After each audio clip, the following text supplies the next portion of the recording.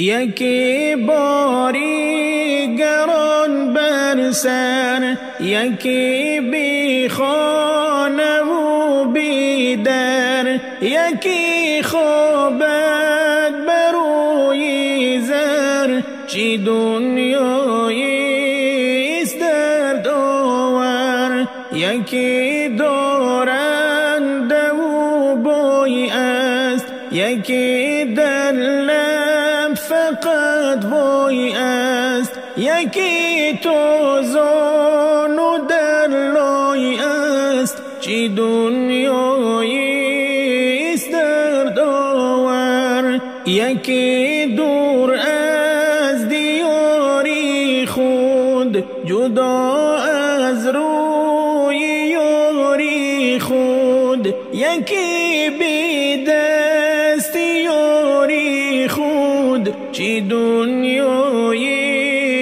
دردآور، یکی کورو یکی کر است، یکی در سوز مادر است، یکی در فکر گوهر است. چی دنیاییست دردآور، یکی بی هم نفس سوزد، یکی زیقی نفس سوزد، یکی چون خار و خس سوزد. چی دنیاییست دردآور، یکی جاه و جلال دارد، یکی بیچاره حال دارد، یکی قامت چو دال دارد.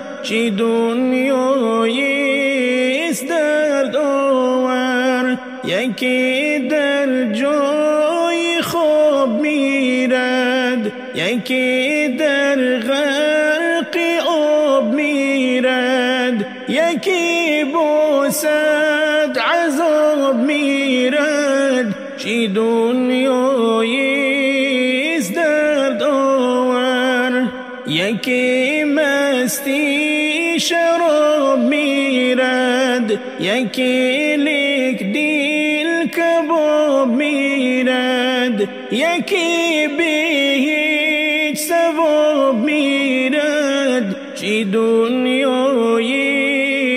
دردآور، یکی رنجور و آواره، بیجوید بهر خود چاره، نماید روز و شب زاره. چی دنیاییست دردآور، یکی خندان یکی سرخوش، یکی خونش مدام در جوش، یکی پرگوی یکی خاموش. چی دنیاییست دردآور، یکی چون زوری مشت باشد، یکی خیل و درشت باشد، یکی لیکوز پشت باشد. چی دنیاییست دردآور، یکی در حسرت و اندوه، یکی بی غم مثالی کو، یکی میرد بسینی نوح. چی دنیاییست دردآور، ندارد مال و ملکت سود، زمانی چون شوی نابود، تهی دست خوابی در تابود. چی دنیاییست